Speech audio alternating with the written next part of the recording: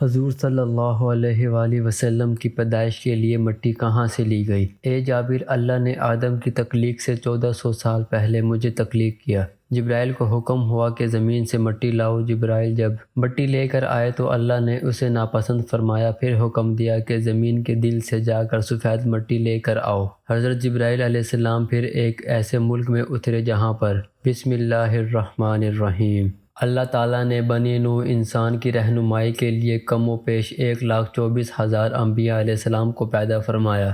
آسمان دنیا کی گہما گہمی کوئی بڑی خوشخبری سنا رہی تھی۔ جیسے جیسے وقت گزرتا جا رہا تھا، تسبیح و ذکر میں مصروف فرشتوں کی بے چینی میں اضافہ ہوتا جا رہا تھا۔ نظر بیت المعمور پر تھی اور کان اللہ کی پکار کے منتظر تھے۔ آخر کار انتظار کی گھڑیاں ختم ہوئی اور اللہ پاک کا حکم ہوا۔ ترجمہ: میں زمین پر اپنا نائب خلیفہ بنانے والا ہوں۔ فرشتے اس فیصلے پر حیران تھے۔ ان کا خیال تھا کہ جنات کی طرح یہ بھی زمین پر لڑائی جھگڑا اور فساد کریں گے۔ چنانچہ انہوں نے اس فیصلے کی حکمت معلوم کرنے کی عرض سے ڈرتے ڈرتے عرض کیا، اے ہمارے رب، ایسے شخص کو کیوں پیدا کرتا ہے جو زمین میں فساد کرے اور خون بہائے؟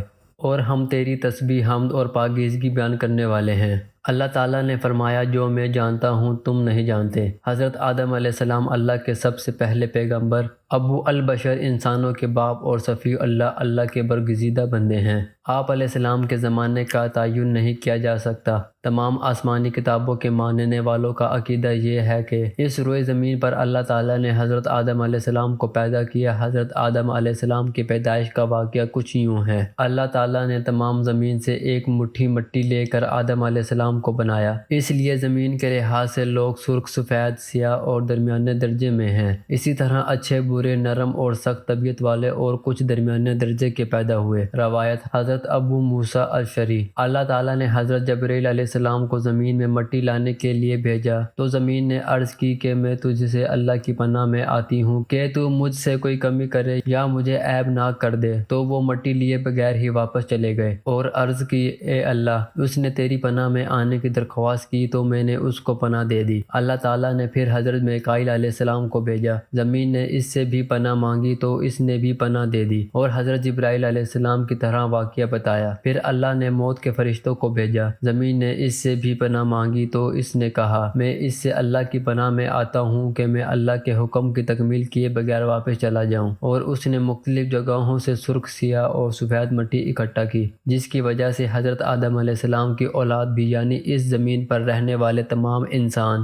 مختلف رنگوں والے ہیں۔ روایت صدی رحمۃ اللہ علیہ بہلول، ابن عباس و ابن مسعود: وہ مٹی لے کر عرش پر چلے گئے اور اس کو پانی کے ساتھ تر کیا۔ پانی سے تر کرنے سے وہ چپکنے والی لیسدار مٹی بن گئی۔ اس پر اللہ تعالیٰ نے فرشتوں کو فرمایا، میں مٹی سے انسان بنانے والا ہوں۔ جب میں اس کو اچھی طرح بنا لوں اور اس میں اپنی پیدا کردہ روح ڈال دوں تو تم اس کے لیے سجدہ کرتے ہوئے گر جانا۔ اللہ تعالیٰ نے علم کے ساتھ حضرت آدم علیہ السلام کا ان پر شرف اور مرتبہ واضح کیا۔ اللہ تعالیٰ نے آدم علیہ السلام کو ہر چھوٹی اور بڑی چیز اور ان کے نام سکھائے۔ حضرت انس بن مالک رضی اللہ عنہ نے رسول صلی اللہ علیہ وسلم سے روایت کرتے ہوئے فرمایا، قیامت کے دن ایمان والے اکٹھے ہوں گے اور کہیں گے، کاش ہم اپنے رب کے پاس سفارش کرنے والا طلب کریں۔ پھر وہ حضرت آدم علیہ السلام کے پاس آئیں گے اور کہیں گے، اے آدم، آپ ہمارے باپ ہیں۔ اللہ نے آپ کو اپنے ہاتھ سے بنایا، فرشتوں سے آپ کو سجدہ کرایا اور آپ کو ہر چیز کے نام سکھائے۔ اللہ سے ہماری شفاعت کروائیں۔ حضرت حسن بصری نے کہا، جب اللہ نے حضرت آدم علیہ السلام کو پیدا کرنے کا ارادہ کیا تو فرشتوں نے کہا، اللہ جو مخلوق بھی پیدا کرے گا ہمارا علم اس سے زیادہ ہوگا۔ اس بات کی وجہ سے اللہ نے ان کو آزمائش میں ڈال دیا اور فرمایا کہ اگر تم اپنی اس بات میں سچے ہو تو ان چیزوں کے نام بتاؤ۔ یہ حضرت آدم علیہ السلام کا بہت بڑا شرف ہے کہ اللہ نے اس کو اپنے ہاتھ سے پیدا کیا اور اس میں روح پھونکی۔ جیسے اللہ نے فرمایا کہ میں جب اس کو اچھی طرح بنا لوں اور اس میں اپنی روح ڈال دوں تو تم سجدہ کرتے ہوئے گر جانا۔ اس جگہ حضرت آدم علیہ السلام کو شرف اور مرتبہ چار لحاظ سے ظاہر ہو رہا ہے۔ اللہ تعالیٰ نے ان کو اپنے ہاتھ سے بنایا، ان میں اپنی روح ڈالی، فرشتوں کو اس سے سجدہ کرنے کا حکم دیا، ان کو تمام اشیاء کے نام بتائے۔ ناظرین، المختصر یہ کہ حضرت آدم علیہ السلام کی نہ ماں ہے نہ باپ، بلکہ اللہ تعالیٰ نے ان کو مٹی سے بنایا ہے۔ چنانچہ روایت ہے کہ جب اللہ تعالیٰ نے آپ علیہ السلام کو پیدا کرنے کا ارادہ فرمایا فرمایا تو حضرت اسرائیل علیہ السلام کو حکم دیا کہ زمین سے ایک مٹھی مٹی لائے۔ اللہ تعالیٰ کے حکم کے مطابق حضرت اسرائیل علیہ السلام نے آسمان سے اتر کر زمین سے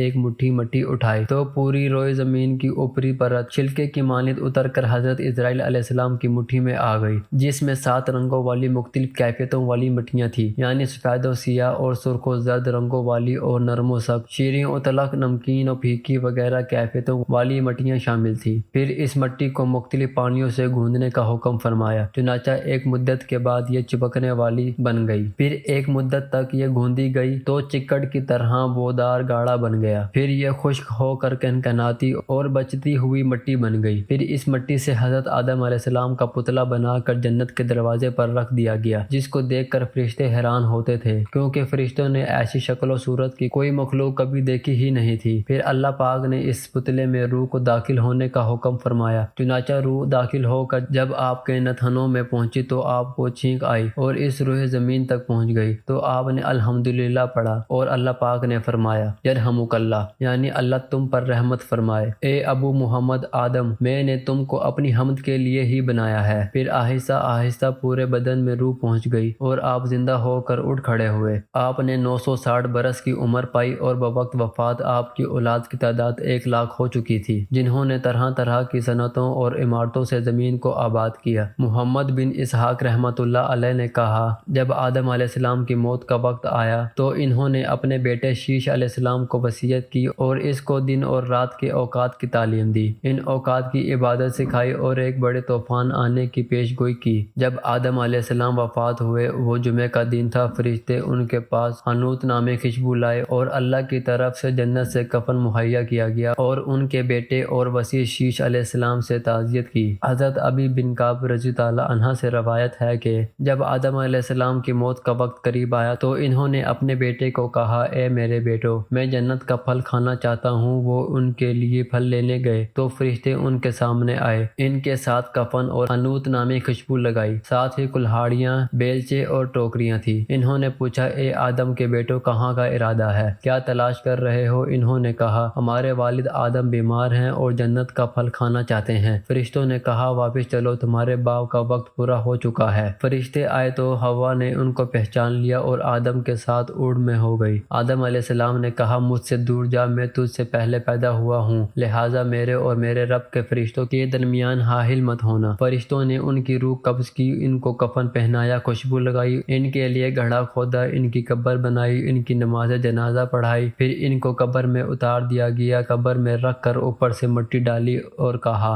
اے آدم کے بیٹو، میت کو دفنانے کا یہی طریقہ ہے۔ حضرت محمد صلی اللہ علیہ وآلہ وسلم کو اللہ پاک نے کب پیدا فرمایا؟ کیا نور محمدی پوری کائنات کی تخلیق سے پہلے وجود میں تھے؟ کیا آدم علیہ السلام سے بھی پہلے حضرت محمد صلی اللہ علیہ وآلہ وسلم کو پیدا فرمایا گیا؟ کیا حضرت آدم علیہ السلام کی طرح رسول صلی اللہ علیہ وآلہ وسلم کو بھی سجدہ کروایا گیا؟ حضرت محمد صلی اللہ علیہ وسلم کو کون سی مٹی سے پیدا کیا گیا؟ ناظرین گرامی، یہ وہ سوالات ہیں جو کہ ہمارے ذہنوں میں اکثر گھومتے رہتے ہیں، لیکن ہم ان کے جوابات نہیں تلاش کر پاتے۔ آج کی ویڈیو میں انہی سوالات کے جوابات حدیث اور قرآن کی روشنی میں دیے جائیں گے۔ قرآن و حدیث کی تمام تشریحات اور تفسیرات چھاننے کے بعد اول تا آخر ہمیں یہ معلوم ہوتا ہے کہ پوری بزم کون و مقام میں محبوبیت اعلیٰ کے مقام پر ایک ہی ذات اور ایک ہی شخصیت فائز ہے، اور بے شک وہ محمد آخری الزماں حضرت محمد صلی اللہ علیہ وسلم کی مبارک ذات ہے۔ بھلا اس ذات سے بھی افضل کوئی ہو سکتا ہے کہ جس کے لیے اللہ پاک نے تمام مخلوقات کی تخلیق کی ہو؟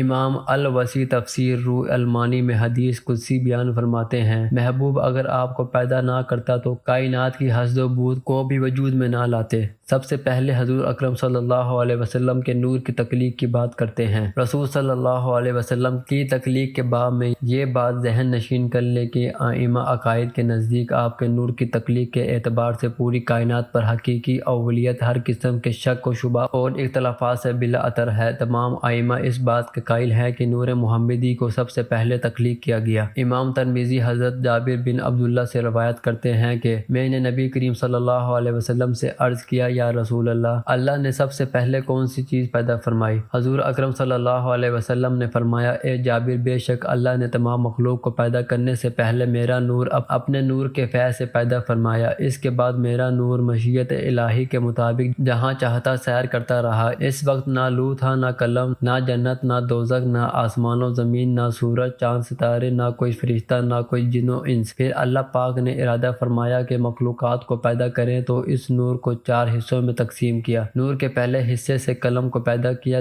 دوسرے سے لوح اور تیسرے سے عرش کو پیدا کیا، جبکہ چوتھے حصے کو پھر مزید 4 حصوں میں تقسیم کیا۔ اس کے پہلے حصے سے عرش اٹھانے والے فرشتے، دوسرے سے کرسی، تیسرے سے باقی تمام فرشتے، اور پھر چوتھے حصے کو مزید 4 حصوں میں تقسیم کیا، پہلے سے آسمان، دوسرے سے زمین، تیسرے سے جنت اور چوتھے سے دوزخ کو تخلیق کیا۔ ناظرین گرامی، حدیث قدسی میں ہے کہ اللہ پاک نے خود ہی نور محمدی سے ہر شے کو تخلیق فرمانے کی وجہ بیان فرمائی ہے۔ ارشاد باری تعالیٰ ہے، اگر میں محمد کو پیدا نہ کرتا تو نہ آدم کو پیدا کرتا اور نہ زمین و آسمان کو۔ حضرت امام قسطلانی بیان کرتے ہیں کہ نور محمدی کو اللہ پاک نے حکم دیا کہ انوار انبیاء پر توجہ کرے، پس اس نور نے سب انوار کو ڈھانپ لیا تو اللہ نے انوار انبیاء سے ارشاد فرمایا کہ یہ میرے محبوب محمد صلی اللہ علیہ وسلم کا نور ہے، اگر ان پر ایمان لاؤ گے تو تمہیں شرف نبوت سے سرفراز فرمایا جائے گا۔ اس کا ذکر قرآن پاک میں اللہ تعالیٰ یوں فرماتا ہے، یعنی یاد کرو اس وقت کو جب اللہ نے تمام انبیاء سے یہ عہد لیا کہ جب میں تمہیں کتاب اور حکمت عطا کر کے مابعوث کروں گا تو اس کے بعد آپ کے پاس میرا پیارا رسول آ جائے، تم سب اس پر ایمان لانا اور اس کے مقصد میں مدد کرنا۔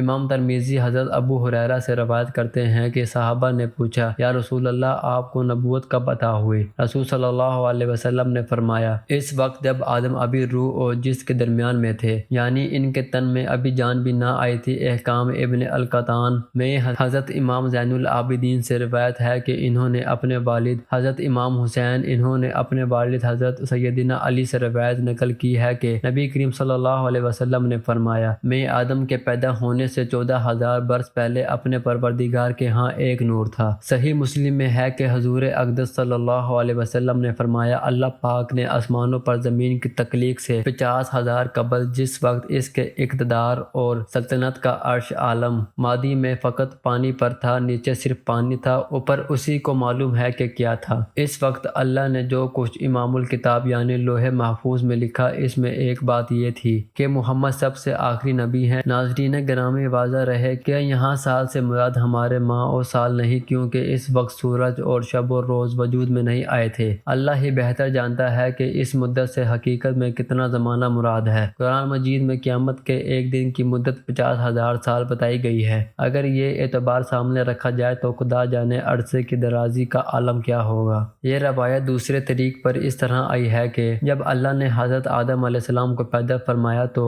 آپ کو نام لینے کے ساتھ ابو محمد کی کنیت سے بھی بلایا۔ آپ نے عرض کی، باری تعالیٰ میری یہ کنیت کیسے ہے؟ تو اللہ نے فرمایا، اپنا سر اٹھاؤ۔ آپ نے اوپر دیکھا تو عرش پر نور محمدی جلوہ گر تھا۔ حضرت آدم علیہ السلام نے پوچھا، باری تعالیٰ یہ نور کس کا ہے؟ اللہ نے فرمایا، محمد کا نور ہے، یہ تیری اولاد میں سے ہوں گے، ان کا نام آسمانوں میں احمد اور زمین پر محمد ہے۔ اگر میں اسے پیدا نہ کرتا تو نہ تمہیں پیدا کرتا اور نہ زمین و آسمان کو پیدا کرتا۔ یہ تو تھی نور محمدی کی تخلیق۔ اب سوال یہ ہے کہ نور محمد صلی اللہ علیہ وسلم کو جسد محمد میں کیسے داخل کیا گیا، یعنی حضور اکرم صلی اللہ علیہ وسلم کا جسد مبارک کیسے بنایا گیا؟ ناظرین، اس بارے میں حضرت کعب بن احبار نے روایت کی ہے کہ اللہ نے نبی آخری الزماں سرور کائنات حضرت محمد صلی اللہ علیہ وسلم کو جب پیدا فرمانے کا ارادہ فرمایا تو حضرت جبرائیل علیہ السلام کو حکم دیا، ایسی مٹی میرے پاس لاؤ جو میرے محبوب کے جسم اطہر کی تخلیق کے لائق ہو۔ حضرت جبرائیل علیہ السلام 3 دفعہ زمین سے مٹی لے کر گئے، لیکن اللہ پاک نے فرمایا یہ مٹی میرے محبوب کے لائق نہیں۔ پھر حضرت جبرائیل علیہ السلام یثرب کی زمین پر اترے، حضور اکرم صلی اللہ علیہ وسلم سے روزے کی جگہ والی جگہ سے سفید مٹی لے کر بارگاہ خداوندی میں حاضر ہوئے۔ امر خداوندی، اس کو تسنیم کے پانی سے گوندا گیا، جنت کی نہروں سے دھویا گیا، اور پھر اللہ پاک نے نور نبوت کو جو کہ حضرت آدم کی تخلیق سے 14,000 سال پہلے اور زمین و آسمان کی تخلیق سے 50,000 سال پہلے پیدا فرمایا تھا، روزہ مبارک کی سفید مٹی میں رکھ کر